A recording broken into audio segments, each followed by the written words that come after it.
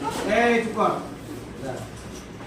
দেখা আছে কটা সবজি আঁকা দেখাচ্ছি বুঝলি, সবজিগুলো ঠিক আছে কিভাবে করবো দেখ, মানে ইংরেজি অক্ষর দিয়ে কিন্তু সবজিগুলো হবে ঠিক আছে। প্রথম কথা দেখা একটা বিয়ে আঁকলাম কিভাবে হলো, এই মাথাটা যখন আমি এইভাবে ঘুরিয়ে দিলাম,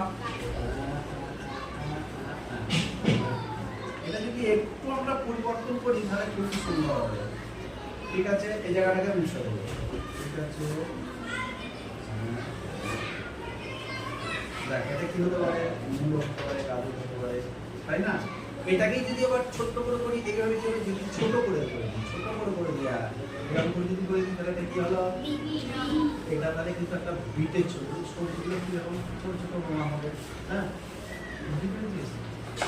আবার এইভাবে ঘুরে যখন যদি এরকম করে করি তাহলে এখন দেখ কেমন হলো।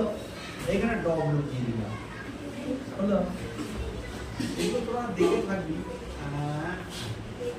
কি হলো বলতো। এখানে যদি একটু ফুল করে দিই এরকম হয়ে গেল, তাহলে এখন পুরো তিনটে হয়ে গেল।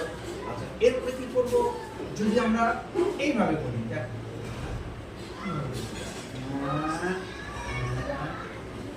এখানে যদি একটা মধ্যে দিই এটা কি হলো, লাউ হয়ে গেল।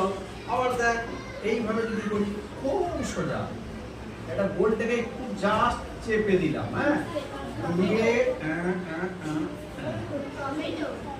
টমেটো এটা তাই না, হয়েছে না? টমেটো হবে, টমেটোটাকে একটু ছোট সাইজ কেমন করে হবে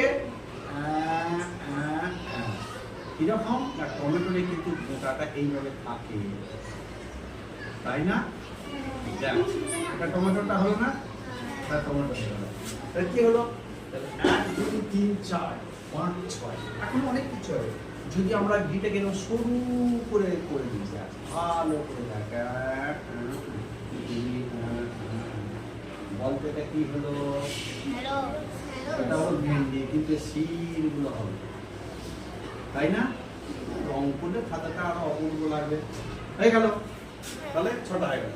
আরো করতে পারি কিরকম না, যদি আমরা বলি ঝিঙে করবো কেমন ভাবে করবো না, ওই জিনিসটাকে এর মতটাকে দিয়ে লম্বা করে দিলাম হলো, কিন্তু ঝিঙেরও শির হবে বর্ষার ঝিঙে তাই না, অজস্র সবজি হবে এইভাবে হলো। এটাকে যদি আবার করলা করবো কেমন ভাবে করবো করলা, হ্যাঁ করলা একই রকম আকৃতিটা করলাম